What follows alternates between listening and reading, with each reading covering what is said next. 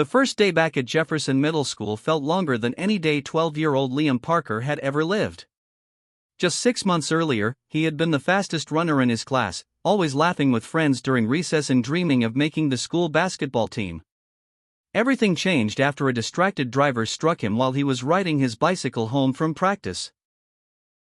Multiple surgeries saved his leg, but months of painful rehabilitation left him dependent on a wheelchair and a heavy medical brace that stretched from his thigh to his ankle. Walking even a few steps required enormous effort, and every movement reminded him that life would never be exactly the same. When Liam rolled through the school gates, whispers immediately followed him. Some students stared. Others looked away. A few cruel classmates laughed quietly, believing he couldn't hear them. During lunch, every table seemed full except the one where Liam sat alone. He lowered his head, pretending not to notice the loneliness growing heavier than his injured leg. Across the cafeteria, a quiet sophomore named Noah Bennett watched everything. Noah had lost his younger sister to a rare illness several years earlier, and he knew how deeply simple acts of kindness could matter. Carrying his lunch tray, he walked straight to Liam's table and asked with a smile, "Mind if I sit here?"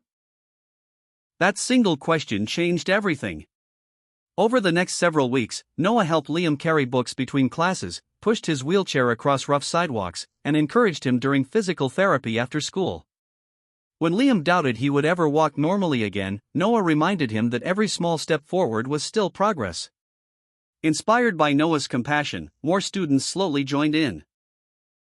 Teachers organized inclusive sports activities where every student could participate regardless of physical ability. The Student Council launched a fundraiser to improve wheelchair accessibility across campus, while local businesses donated equipment for children recovering from injuries. Months later, Liam surprised the entire school during the annual assembly. Slowly, with determination shining across his face, he stood from his wheelchair and walked across the stage using only a single cane. The auditorium erupted into thunderous applause, but Liam wasn't smiling because everyone was cheering. He was smiling because he had learned he was never truly walking alone. Standing beside him was Noah, the friend who had refused to let kindness become something extraordinary.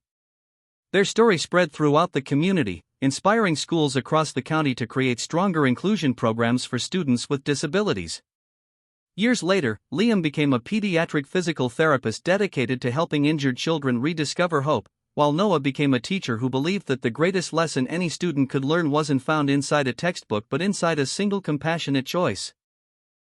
Every time they met, they remembered the lonely afternoon when one empty cafeteria chair became the beginning of a lifelong friendship, proving that sometimes the smallest act of kindness creates the greatest miracle.